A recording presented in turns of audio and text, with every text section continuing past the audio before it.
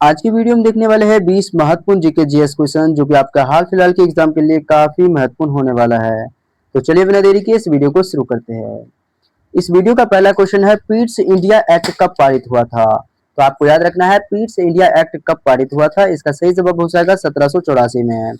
Option C जो आपका 1784 यह बिल्कुल सही जवाब हो जाएगा। चलिए अगले क्वेश्चन पर बढ़ेंगे। अगला आपका 2 नंबर सवाल है कि पीट्स इंडिया एक्ट को किस नाम से भी जाना जाता है? तो आपको याद रखना है, पीट्स इंडिया एक्ट को किस नाम से भी जाना जाता है। इसका करेक्ट आंसर हो जाएगा 1784 का भारत शासन अधिनियम के नाम से। ऑप्शन सी जो आपका 1784 का भारत शासन अधिनियम, यह बिल्कुल सही जवाब हो जाएगा। चलिए अगले क्वेश्चन पर बढ़ेंगे। अगला आपका 3 नंबर सवाल है, पीट्स इंडिया एक्ट द्वारा किस प्रणाली की शुरुआत हुई? तो आपको याद रखना है, पीट्स इंडिया एक्ट द्वारा किस प्रणाली की शुरुआत हुई। इसका करेक्ट आंसर हो जाएगा दोहरा शासन की। ऑप्शन बी जो आपका दोहरा शासन, यह बिल्कुल सही जवाब हो जाएगा। चलिए अगले क्वेश्चन पर बढ़ेंगे। अगला आपका 4 नंबर सवाल है, पीट्स इंडिया एक्ट के अनुसार राजनीतिक मामलों का नियंत्रण किसके पास था? बोर्ड ऑफ डायरेक्टर के पास, गवर्नर जनरल के पास, बोर्ड ऑफ कंट्रोल के पास या फिर सुप्रीम कोर्ट के पास?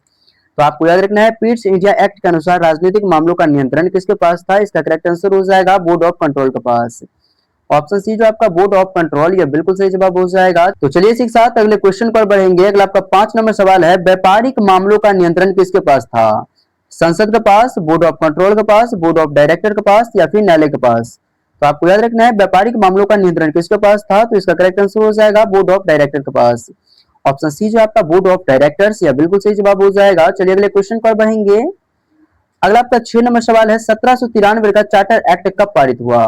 तो आपको याद रखना है, 1793 का चार्टर एक्ट कब पारित हुआ था। तो इसका करेक्ट आंसर हो जाएगा आपका ऑप्शन नंबर का बी, 1793 में। ऑप्शन बी जो आपका 1793, यह बिल्कुल सही जवाब हो जाएगा। चलिए अगले क्वेश्चन पर बढ़ेंगे। अगला आपका 7 नंबर सवाल है कि 1793 के चार्टर एक्ट द्वारा कंपनी के अधिकार पत्र को कितने वर्षों के लिए बढ़ाया गया?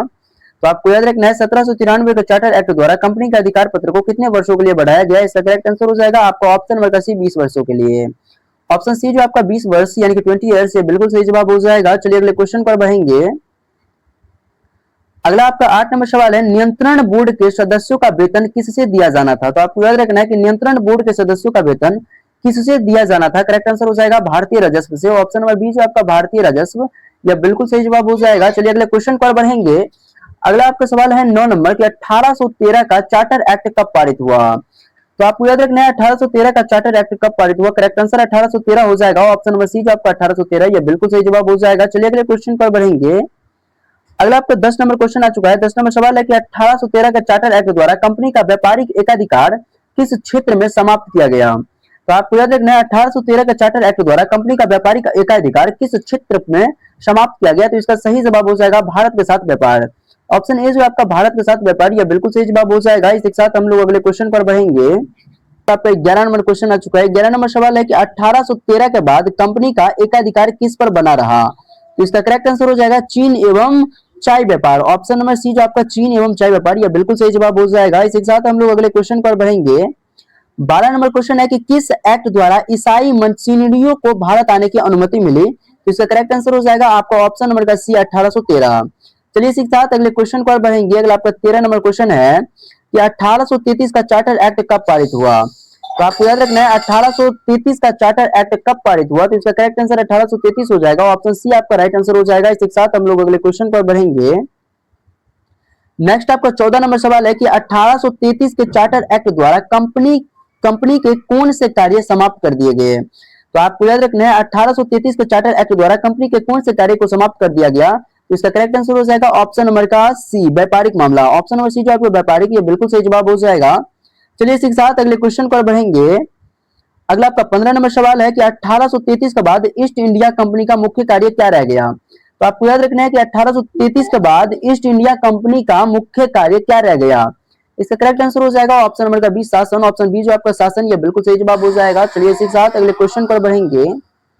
अगला आपका 16 नंबर सवाल है कि 1833 के चार्टर एक्ट द्वारा बंगाल के गवर्नर जनरल को क्या बनाया गया? तो आपको याद रखना है कि 1833 के चार्टर एक्ट द्वारा बंगाल के गवर्नर जनरल को क्या बनाया गया? तो इसका करेक्ट आंसर हो जाएगा आपका ऑप्शन नंबर का बी, भारत का गवर्नर जनरल। ऑप्शन बी जो आपका भारत का गवर्नर जनरल, यह बिल्कुल सही जवाब हो जाएगा। चलिए इसी के साथ अगले क्वेश्चन पर बढ़ेंगे।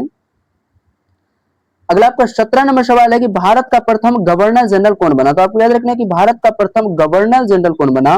इसका करेक्ट आंसर हो जाएगा Lord William Bentinck. Option number C जो आपका लॉर्ड विलियम बेंटिंक, ये बिल्कुल सही जवाब हो जाएगा। चलिए इसी के साथ अगले क्वेश्चन पर बढ़ेंगे।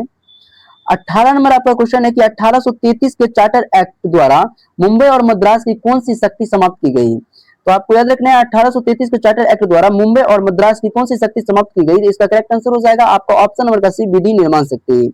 ऑप्शन सी जो आपका विधि निर्माण शक्ति, यह बिल्कुल सही जवाब हो जाएगा। चलिए अगले क्वेश्चन पर बढ़ेंगे।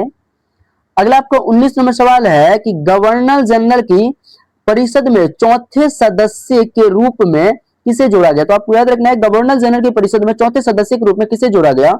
इसका करेक्ट आंसर हो जाएगा आपका ऑप्शन नंबर का बी, विधि सदस्य। ऑप्शन नंबर बी जो आपका विधि सदस्य, यह बिल्कुल सही जवाब हो जाएगा। चलिए इसी के साथ अगले क्वेश्चन को बढ़ेंगे।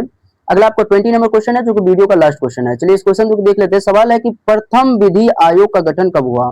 आपको याद रखना है कि प्रथम विधि आयोग का गठन कब हुआ। ऑप्शन ए है 1833, ऑप्शन बी है 1834, ऑप्शन सी है 1853, ऑप्शन डी है 1858। करेक्ट आंसर हो जाएगा आपका ऑप्शन नंबर का बी। ऑप्शन नंबर बी जो आपका 1834, ये बिल्कुल सही जवाब हो जाएगा। चलिए दोस्तों फाइनली हम लोगों ने 20 क्वेश्चन देख लिए जो कि हाल फिलहाल के एग्जाम के लिए काफी महत्वपूर्ण था। मिलते हैं नेक्स्ट वीडियो में, तब तक के लिए जय हिंद जय भारत।